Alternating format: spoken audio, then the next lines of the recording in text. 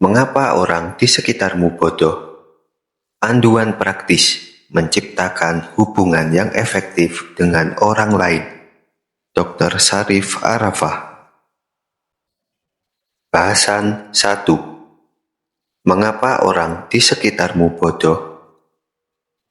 Dua unsur yang paling banyak ada di alam ini adalah hidrogen dan kebodohan. Akan tetapi tidak dalam urutan yang sama. Ryan Beckrell, Harlan Ellison. Apakah mereka benar-benar dungu atau bodoh? Sebagian besar orang, terutama mereka para cerdas cendekia, memiliki perasaan gundah bahwa tidak ada orang cerdas yang sama seperti mereka. Perasaan gundah seperti ini disebabkan oleh beberapa hal yang memperkuat perasaan itu. Orang mungkin seringkali tidak memahami apa yang kita maksud. Orang terkadang melakukan hal-hal aneh yang tidak mungkin aku lakukan jika berada di posisi mereka. Terkadang kita merasa orang tidak berpikir sebagaimana mestinya. Kadang-kadang terjadi perselisihan atau pertentangan, dan kita heran terhadap mereka. Bagaimana bisa mereka tidak melihat bahwa akulah yang benar? Dalam buku ini kita tidak akan menjawab langsung pertanyaan, mengapa orang di sekitarmu bodoh? Jika dijawab sekarang, buku ini akan langsung selesai. Betul. Hal-hal di atas perlu diselesaikan. Akan tetapi, di sini kita akan berdiskusi bersama bagaimana cara menyelesaikan permasalahan ini dan bersama-sama memperbaiki komunikasi dengan orang lain. Maksudnya, agar kalian lebih memahami mereka dan mereka pun memahami kalian. Hidup akan sangat berat jika kalian selalu merasa terimpit. Oleh karenanya, kita membatasi lelucon ini. Berbagai model komunikasi. Cara berkomunikasi kita dengan diri sendiri dan orang lain menentukan sejauh mana kualitas hidup kita. Antonio Robin. Sepanjang waktu kita berinteraksi dengan orang lain, mau tidak mau kita saling membutuhkan satu sama lain. Ini adalah realita kehidupan, dan begitulah dunia ini bekerja. Kita tidak menanam beras yang nasinya kita makan, tidak juga menemukan listrik untuk menyalakan lampu yang cahayanya kita gunakan untuk membaca lembaran-lembaran ini, yang listriknya kita gunakan juga untuk mencetak, menerbitkan, dan membuat kertasnya atau kita susun.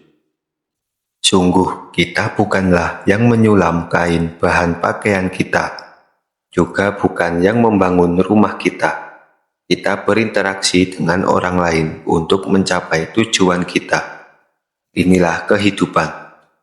Dan berinteraksi atau berkomunikasi dengan orang itu ada banyak macamnya. Kita bisa meringkasnya dengan 3 macam cara berkomunikasi. Model-model komunikasi. Demi Allah, wahai para dermawan, komunikasi model ini mengharap kerelaan dari orang lain untuk mencapai yang diinginkannya. Semisal, pegawai yang mengemis, menjilat, menundukkan diri di hadapan direkturnya agar mendapat kenaikan pangkat. Orang ini hidup dalam ketergantungan terhadap orang lain yang membalas keramahannya. Bagiku, hakku. Dalam model komunikasi ini, seseorang mengambil secara paksa dan menghalalkan segala cara guna mencapai apa yang diinginkannya. Masa bodoh dengan orang lain. Contoh komunikasi seperti ini adalah pegawai yang mengancam atau mengkhianati direkturnya agar mendapat kenaikan pangkat, ataupun seorang fanatik yang meninggikan suaranya agar diikuti oleh orang lain. Orang seperti ini hidup bergantung pada kuasanya terhadap orang lain agar keinginan-keinginannya tercapai. Komunikasi yang efektif. Seseorang mendapatkan apa-apa yang dia inginkan dengan cara memuliakan dirinya dan juga orang lain. Contoh komunikasi yang efektif adalah seorang pegawai yang meyakinkan direkturnya agar memperoleh kenaikan pangkat karena usaha dan jasanya terhadap perusahaan. Orang ini tidak merendahkan kedudukan seseorang, tidak pula memaksakan kehendaknya. Dia hidup berdasarkan pada keyakinan, kemampuan diri, dan prinsip bahwa orang lain akan memberikan apa yang menjadi hakmu sebagai balasan atas apa yang kamu berikan kepada mereka. Hubungan atau komunikasi seperti inilah yang akan kita bahas nantinya. Hubungan atau komunikasi yang baik, efektif, dan ideal. Sebagai pembukaan, sebelum aku membekalimu dengan metode-metode komunikasi baru yang akan kita bahas, izinkan aku bertanya kepadamu. Apakah kamu pernah berkeyakinan bahwa ada perangkat, medium, sarana yang membuat hidupmu terhindar dari berbagai macam pertentangan dan perselisihan? Jika kamu berpikir demikian, maka sesungguhnya, Anda sedang berkhayal. Hal-hal seperti ini tidak ada, kecuali dalam dongeng anak-anak di mana sang pangeran dan sang putri hidup tentram dan bahagia bersama anak-anaknya. Kisah-kisah ini selalu berhenti sampai sini, tanpa penjelasan berbagai masalah yang biasa terjadi, seperti pengeluaran dalam rumah tangga, percekcokan suami istri, ataupun berbagai hal musikil dari anak-anak. Pertentangan merupakan hal alamiah dan itu pasti terjadi. Yang dapat kita lakukan adalah sebisa mungkin memperkecil pertentangan itu, bertindak dengan bijak saat menghadapinya sehingga mencegah dari kehilangan hubungan baik karena kesalahan fatal dalam berkomunikasi. Selain itu, juga agar kamu paham bahwa ketidaksetujuan kita dalam suatu hal tidak berarti otomatis kita berselisih.